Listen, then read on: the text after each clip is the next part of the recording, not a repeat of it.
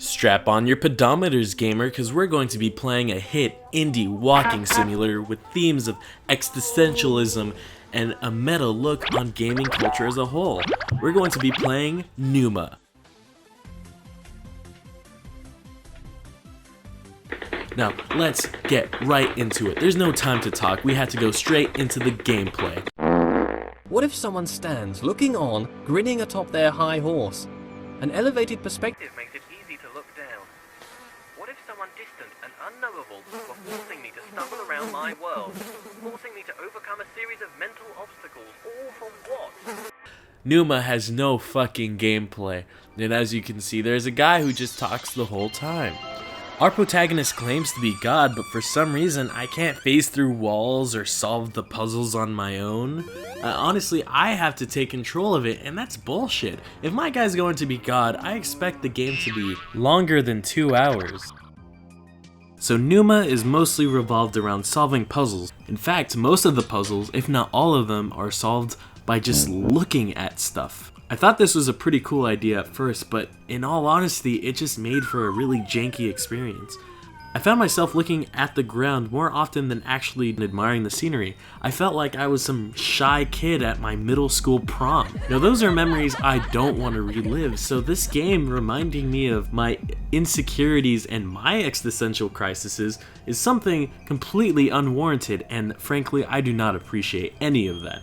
There's one puzzle in particular that I remember where you have to look at certain little balls through other balls, and this might seem a bit uncomfortable at first, and trust me, it is, because you get right in there, your nose is against the glass, and it took me forever to just get the right angle even though I was clearly looking at the balls. One thing that was a pleasant surprise though was that this game not only doubles up as a indie game walking simulator, but it also is a workout game. For a second, I actually thought I was playing like Wii Fit Pro Plus U instead of this game because I felt all the calories sweating off, and I didn't even know I was playing a video game. But you might ask, Argyle sucks. For an indie game, how does it look? I mean, visually the game is basically a masterpiece. For an indie game, it is considered pretty darn beautiful in my book. Pneuma has all of the things that are pretty to look at. It has grass, it has architecture.